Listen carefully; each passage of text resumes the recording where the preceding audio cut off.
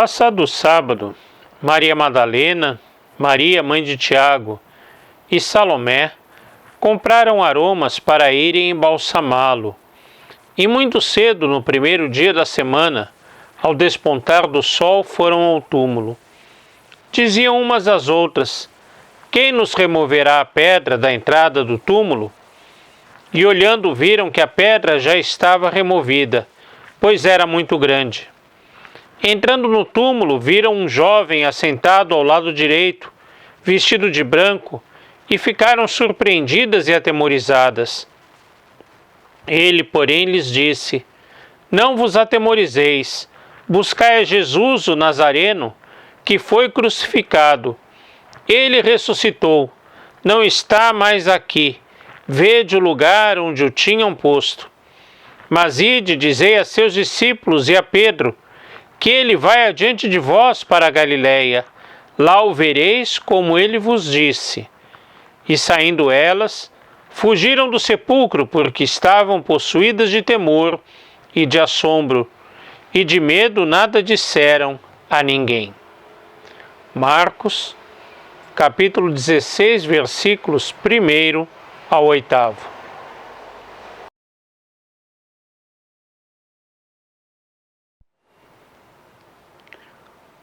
O nosso mundo é cercado por imagens de morte. Cemitérios onde escondemos os cadáveres e até tentamos torná-los bonitos o tanto quanto pudermos para esconder a feiura da morte. Hospitais onde se tenta evitar a morte.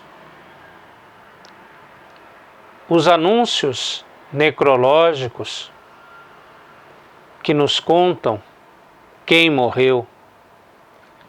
E os programas de televisão, rádio, internet que exaltam a morte, que fazem sensação com a morte e nos chamam a atenção para o fato de que não estamos livres dela, mesmo quando ela parece distante. De fato, a morte é bem presente no nosso mundo. De fato, morte e vida são opostos que convivem juntamente. E a morte é tão cruel porque ela nos parece definitiva. Ela nos parece irremediável. No entanto, o domingo de Páscoa nos faz lembrar que até a morte é vencida, que até a morte tem o seu fim e que Jesus ressuscitou. O texto que lemos nos conta da ressurreição de Jesus. Não é um texto histórico. Ele não quer narrar como aconteceu a ressurreição. Aliás, ele não conta a ressurreição em si. Ele conta que as mulheres chegaram ao túmulo e Jesus já tinha ressuscitado, já não estava mais lá. Ele conta o que aconteceu depois da ressurreição. Mas ao olharmos para os personagens desse texto, nós podemos reacender a esperança pela vida, a esperança que vem não de nós mesmos, mas de Deus Pai e daquele a quem Ele ressuscitou.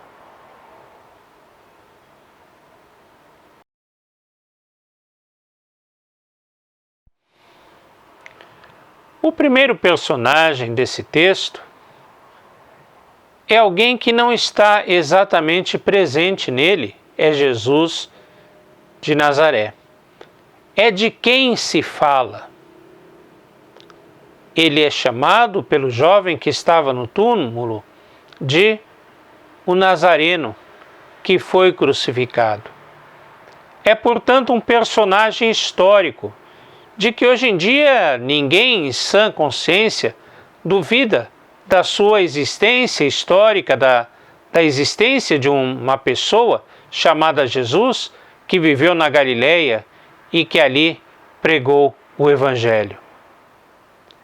Esse Jesus viveu nas condições sociais do seu tempo, alimentou-se da comida do seu tempo, sofreu as angústias dos seus amigos, das pessoas que lhe estavam próximas, curou doentes, ensinou a palavra de Deus,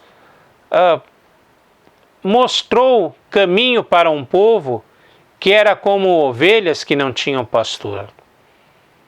Esse Jesus foi julgado pelas autoridades romanas e pelas autoridades religiosas judaicas. Foi condenado, foi crucificado, foi morto. É um personagem da história. É alguém que existiu concretamente, como nós, que aqui esteve. E esse Jesus, a quem elas buscam, não estava mais lá.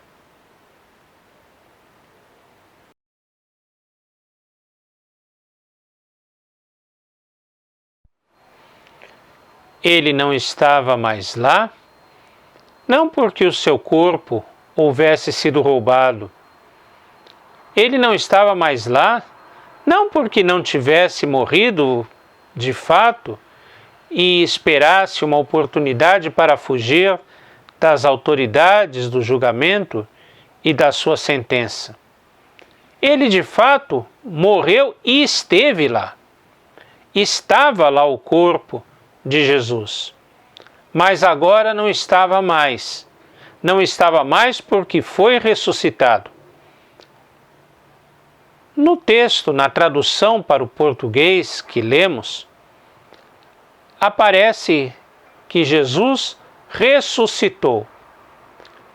O verbo no grego seria talvez melhor traduzido por foi ressuscitado. É uma voz passiva. Indica que não foi Jesus que ressuscitou a si mesmo, mas ele foi ressuscitado pelo Pai.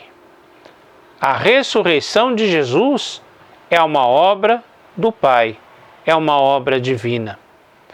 É o poder de Deus que irrompe na história dos homens.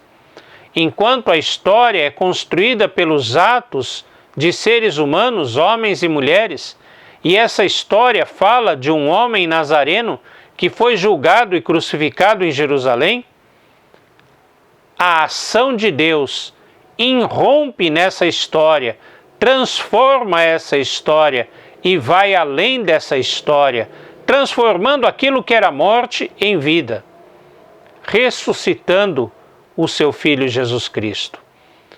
Ressuscitando num ato de amor, num ato de graça, para com o seu Filho, mas principalmente para com toda a humanidade. Porque através da ressurreição de Jesus, nós podemos enxergar uma realidade que vai além da nossa realidade de morte. Uma realidade que vai além da nossa história, onde a morte se transforma a vida. Podemos olhar não com os olhos humanos que veem apenas esse mundo concreto, mas com os olhos da fé que transcendem a essa realidade.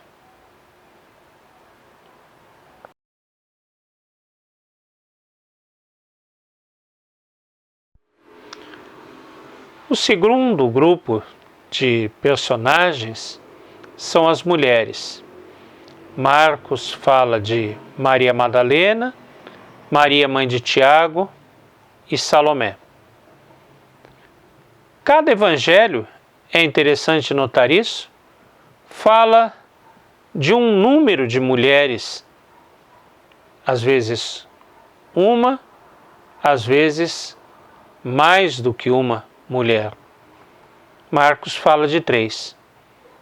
Mas todos os evangelhos são concordes em afirmar que as mulheres foram as primeiras testemunhas da ressurreição. Que as mulheres foram aquelas que primeiro receberam o anúncio da ressurreição. É interessante perceber que nesse tempo As mulheres eram tão desprezadas pela sociedade que, por exemplo, os fariseus não as aceitavam como testemunhas num julgamento. Mas elas são as testemunhas da ressurreição.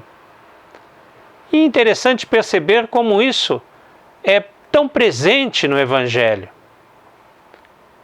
No Evangelho, aqueles que testemunharam o nascimento de Jesus, os pastores, também não eram testemunhas confiáveis perante a sociedade, perante as instâncias jurídicas.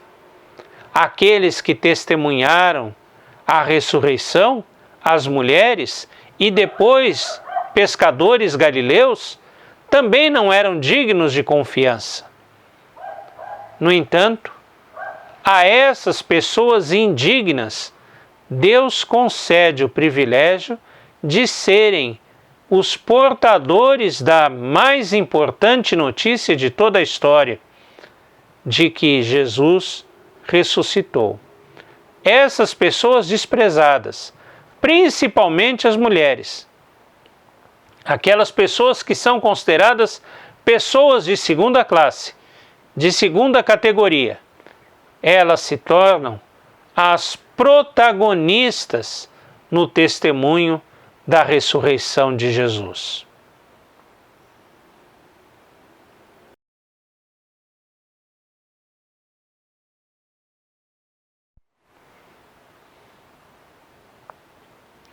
Essas mulheres, tidas como indignas, ficam atemorizadas. Afinal, a ressurreição era algo totalmente inédito e totalmente inesperado. Jesus tinha falado, sim, antes, que ele iria ressuscitar. Mas quem em sã consciência poderia acreditar que isso fosse acontecer? Quem em sã consciência pudesse estar esperando isso, de que ele se levantaria da morte e voltaria a viver? Elas estavam atemorizadas, porque percebiam que ali não estava uma simples ocorrência humana, um simples fato histórico, mas estava a intervenção divina. Deus estava se fazendo presente, se revelando na história delas, na história daquele povo, na história daquelas pessoas. Assim como Isaías, Moisés e outros temeram ao se encontrar, ao estar diante de Deus diretamente, elas também temeram, porque viram a presença de Deus. Assim como Pedro também temeu quando, ao andar sobre as águas, percebeu que aquilo que estava acontecendo não era algo humano, mas algo divino. Elas temeram, porque conseguiram contemplar a presença de Deus ali diante delas. O temor é a reação natural do ser humano que se encontra com Deus.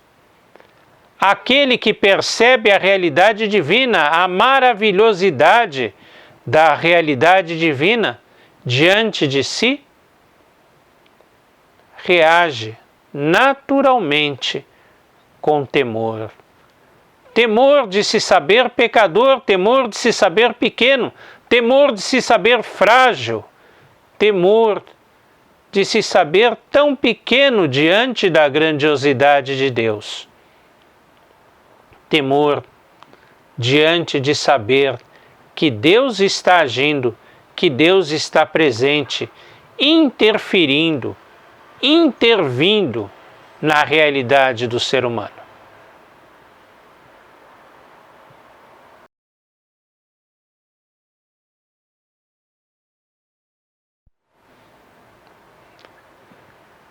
Essas mulheres, então, são enviadas ao terceiro grupo de personagens do nosso texto. Um grupo de personagens que também não está ali presente. São os discípulos. Eles estavam dispersos, eles estavam escondidos, achando que tudo tinha acabado com a crucificação de Jesus, que tudo tinha se encerrado, que as suas esperanças tinham sido postas, enfim, tinham sido encerradas. Mas elas são enviadas a eles, e principalmente a Pedro. Pedro é citado nominalmente, o que demonstra que o Senhor Jesus tem uma palavra de esperança, o Senhor Jesus se relaciona com cada um dos seus filhos, com cada um dos seus discípulos. Tem uma esperança que certamente é para todos como um povo, que Jesus nos chama para sermos povo, e somos enviados a ser povo de Deus.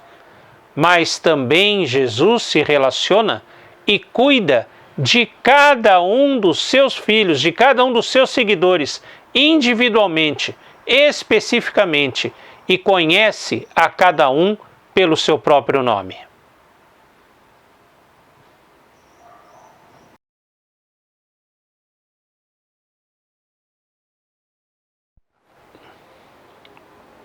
Essas mulheres são enviadas a dizer aos discípulos: Jesus vai adiante de vocês para a Galileia.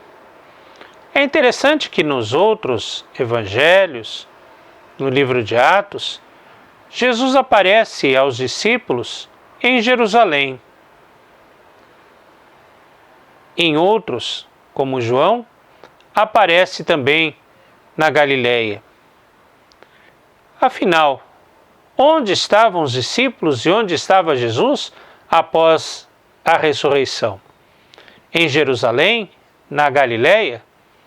Não é importante o lugar geográfico, não é importante a localização de onde Jesus estava, porque o importante é que ele estava onde estavam os seus discípulos.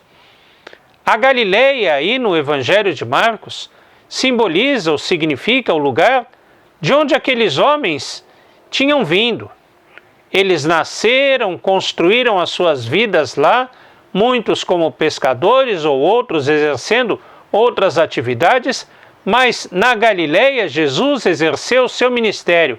Na Galileia Jesus conheceu esses homens.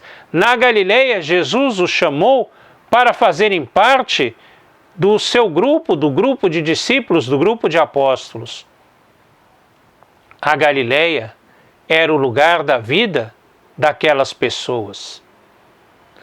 E Jesus diz, ou aquele jovem diz às mulheres, que Jesus vai adiante deles. Ou seja, nós que queremos ser discípulos de Jesus, vamos após Jesus. Aqueles que são discípulos de Jesus seguem a Jesus. Não vão à frente dele, não vão ao seu lado, mas vão atrás, após, seguem a Jesus.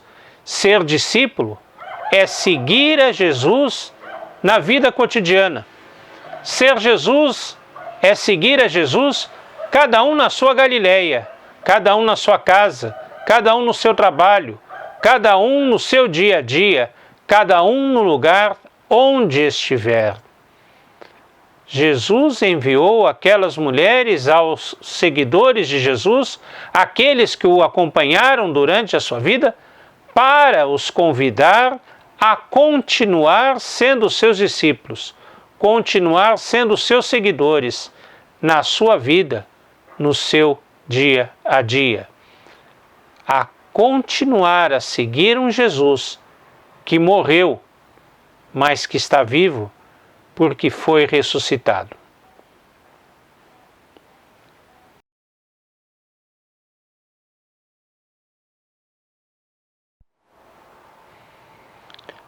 Há alguns anos atrás assisti uma palestra de um grande estudioso da pessoa de Jesus de um grande estudioso do Novo Testamento.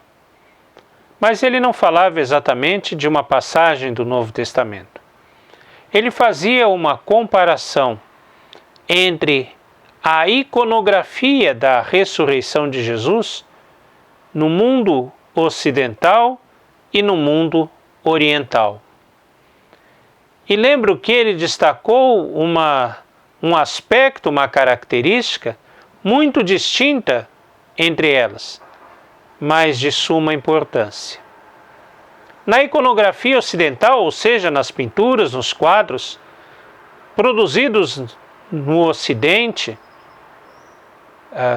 Jesus aparece ressuscitado sozinho, saindo do túmulo, ascendendo aos céus, quando muito cercado de anjos ou figuras celestiais. Já na iconografia oriental, nos quadros produzidos no Oriente, Jesus aparece saindo do túmulo, com os anjos à volta, é verdade, mas puxando junto com ele os personagens do Antigo Testamento, como Abraão, Moisés, Davi e tantas outras pessoas que já morreram ou que já tinham morrido, mostrando que na sua ressurreição ele leva consigo aqueles que foram fiéis ao Senhor para que ressuscitassem com ele. Na iconografia ocidental, a ressurreição é um ato isolado, é um ato único. Somente Jesus ressuscita. Na oriental, ele ressuscita, ou ele é ressuscitado pelo Pai. Mas junto com ele ressuscita também todos aqueles que são do seu povo. Assim nós também somos chamados a participar da ressurreição de Jesus desde já. Não precisamos passar pela morte, pela qual passaremos, é verdade. Mas não precisamos passar pela morte para desde já experimentarmos a vida ressuscitada, a vida ressurreta. Não precisamos passar pela morte para desde já seguir a Jesus na nossa Galileia.